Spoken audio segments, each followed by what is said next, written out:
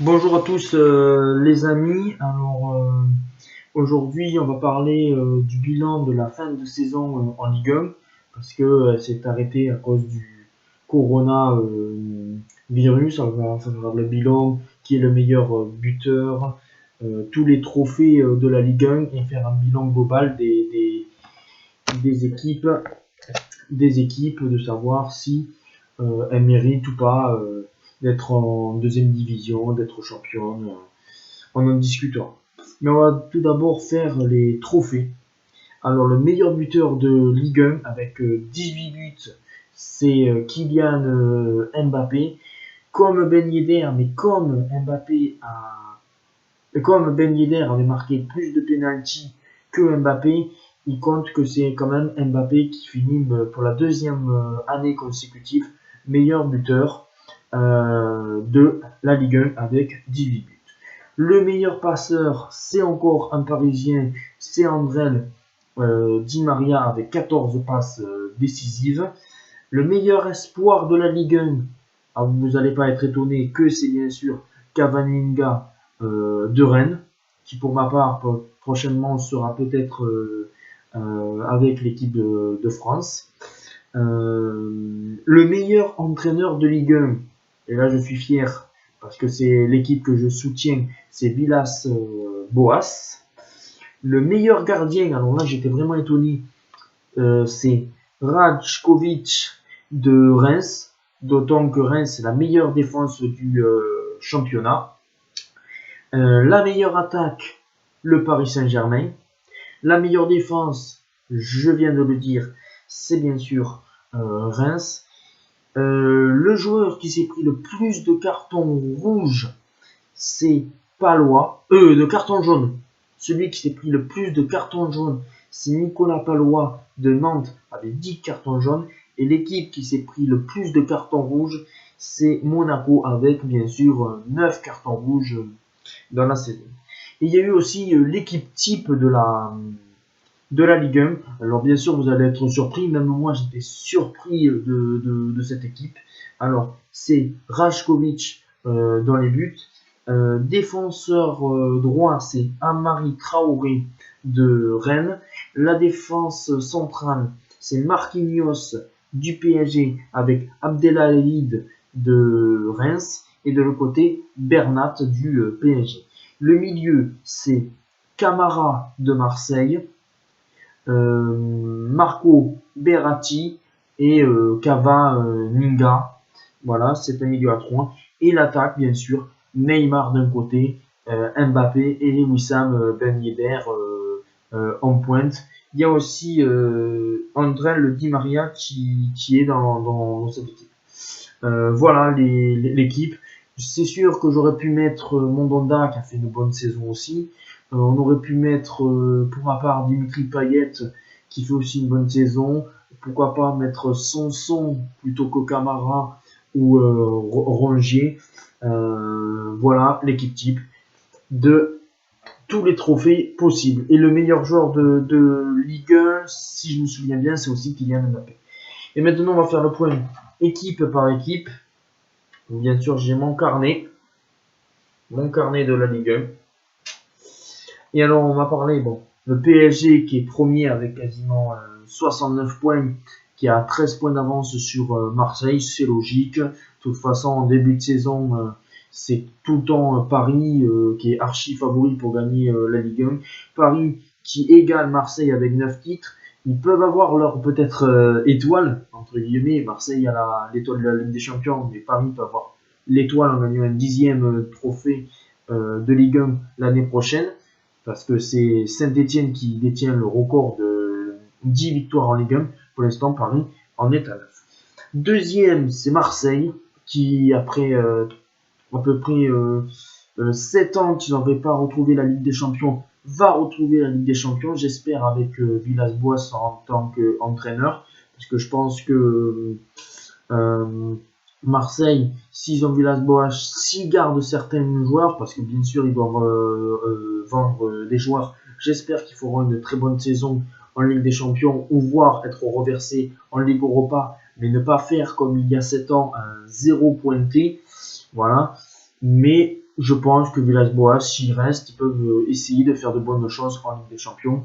Marseille a fait une très très bonne saison cette année en gagnant contre les gros. Bon, bien sûr, ils n'ont pas battu Paris, mais sinon ils ont battu Monaco, ils ont battu Lyon, c'est depuis bien longtemps qu'ils ne les avaient pas battus.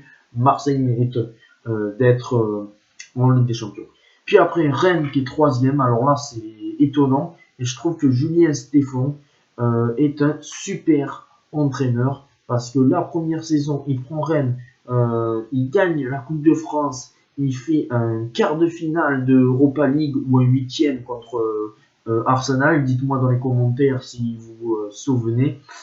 Et là, cette année, c'est un peu moyen en Coupe de France et tout ça, mais ils finissent troisième.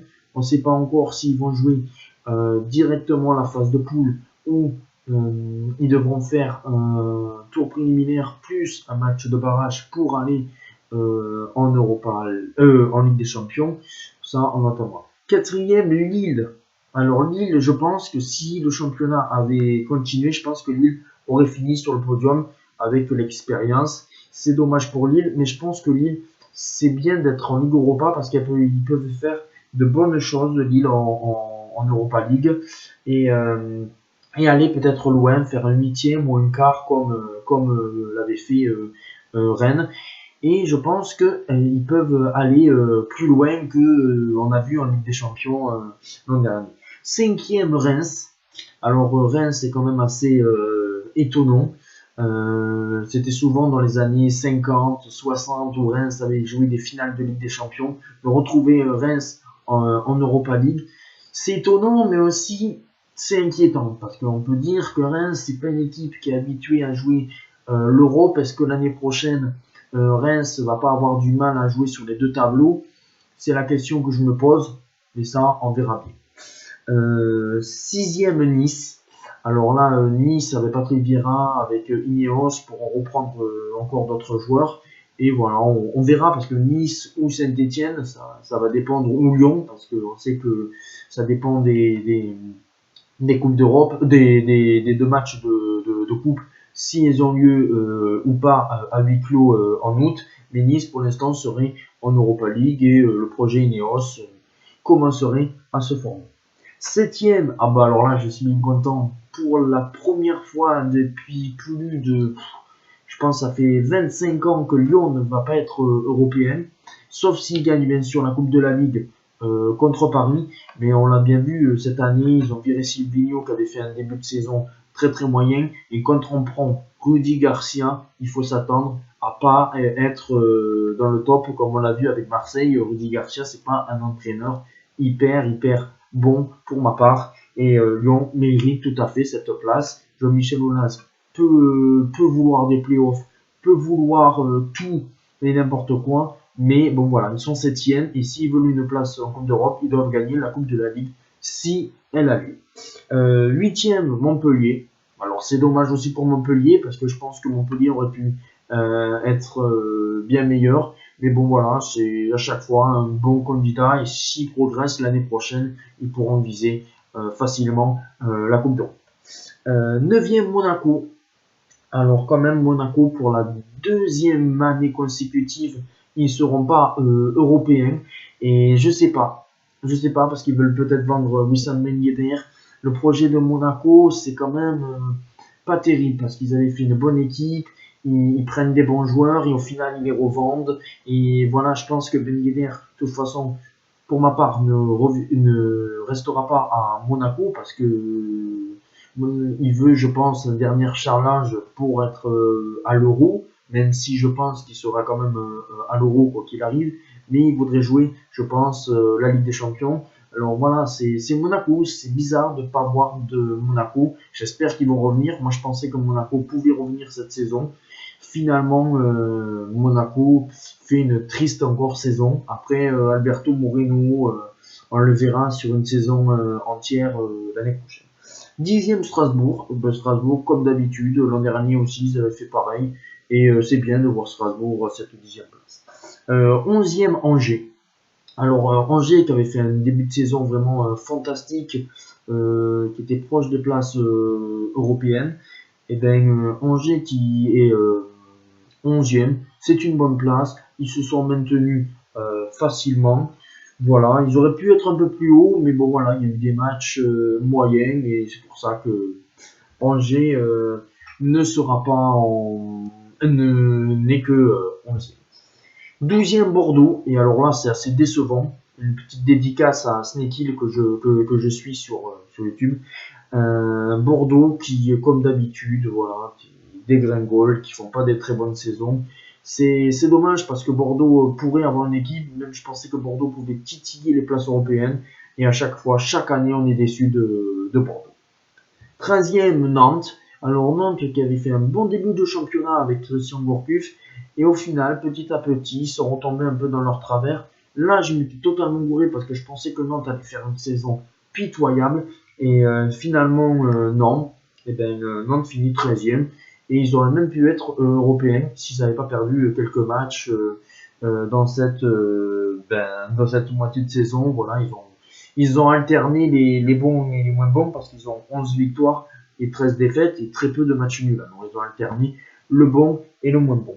14e Brest, pour le promu, c'est bien. De toute façon, je pensais que Brest allait quand même se maintenir. Et alors, voilà, bravo aux Brestois qui restent en Ligue 1. Et puis après, 15e Metz. Alors, on pensait peut-être que David Guillaume... non, c'est qui l'entraîneur de Metz déjà? Oignon, voilà. Oui, je pensais que Metz allait avoir beaucoup de difficultés. Finalement, Metz qui finit 15e, à une belle place. 16e Dijon, ça fait plaisir de revoir Dijon quand même se maintenir, même si ça a été un début de saison, ils ont eu un début de saison vraiment pas terrible. Et au final, Dijon finit 16e, ils ont eu un peu de mal. Mais voilà, bravo aux Dijonnais. 17e Saint-Etienne. Alors Saint-Etienne cette année, ça me fait penser un peu à Monaco. C'est catastrophique Saint-Etienne. Le seul truc qui pourrait être bien, c'est qu'ils gagnent la Coupe de France contre Paris si elle a lieu.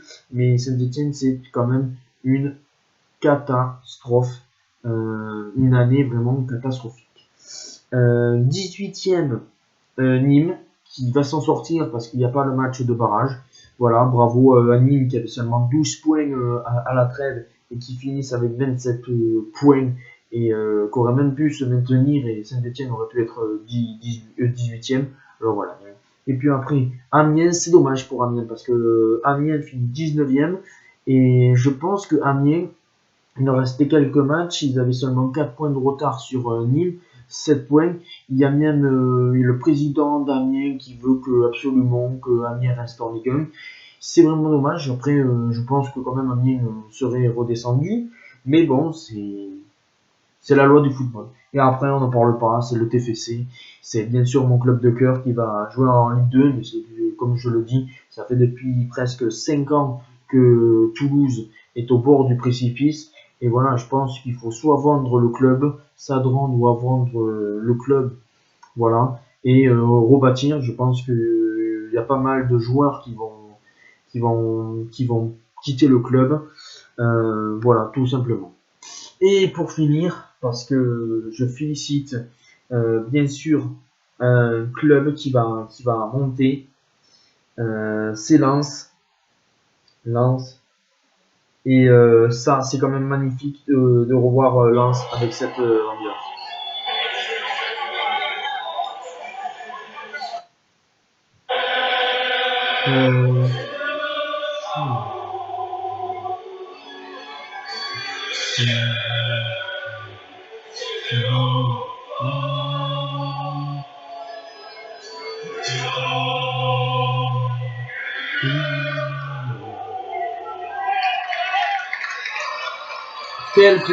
Quel plaisir de revoir Lens en Ligue 1. Voilà, c'était ce petit clin d'œil pour les Lensois. Voilà, j'étais très peu sur YouTube parce que j'ai aussi un compte TikTok où je m'appelle Adrien03 si vous voulez voir mes vidéos sur TikTok. On aime le sport, on aime le foot, et après, ciao les amis.